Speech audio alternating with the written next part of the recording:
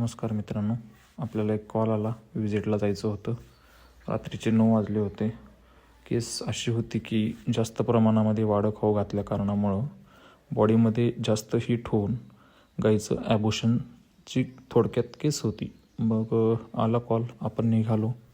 खूप थंडी होती. म्हणलं ठीक आहे, जाणं तर गरजेचं आहे, कारण शेतकऱ्यांची सेवा 24 तास सेवा आपण कुठेही देतो आणि कधीही देतो. ऊन, वारा, पाऊस याबद्दल काही शंका नाही.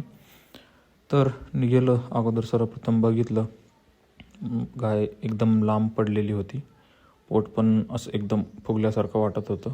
म्हणलं अगोदर हात घालून पाहावं पोझिशन काय आहे ते. मग हात घातल्याच्यानंतर बघितल्याच्यानंतर असं समजलं की वासरू जे आहे ते ऑलरेडी डेथ झालेलं आहे. त्याला मरून जवळपास 24 तासाच्या वरती वेळ झालेला होता.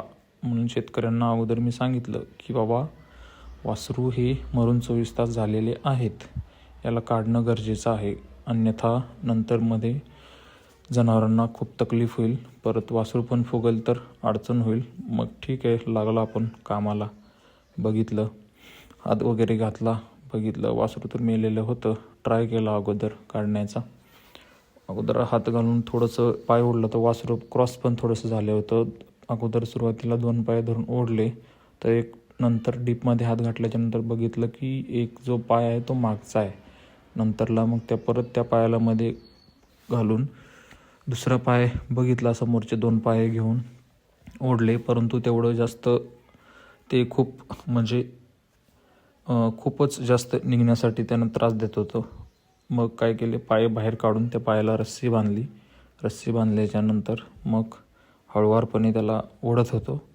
माझ्या मदतीसाठी या गावचे शेतकरी ते हुपळे मामा म्हणून होते, त्यांना बोलावून घेतलं.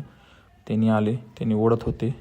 नंतर आम्ही दोघांनीही प्रयत्न केला आणि शेवटी ओढून बघितलं तर वासराची जो स्किन असते ते एकदम सडल्यागत झाली होती. म्हणजे असं म्हणता येईल की 24 तासाच्या वरी त्याला मरून थोडक्यात त्याची डेथ 24 तासाच्या अगोदरच झालेली आहे.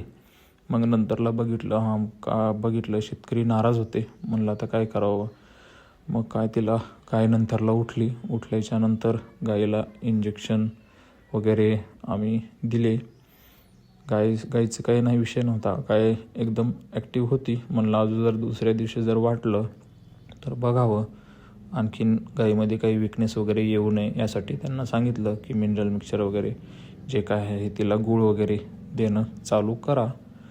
आणि मग नंतरला इंजेक्शन वगैरे देऊन नेमकं त्याला काय खाऊ घातलं होतं याबद्दल आम्ही चर्चा केली.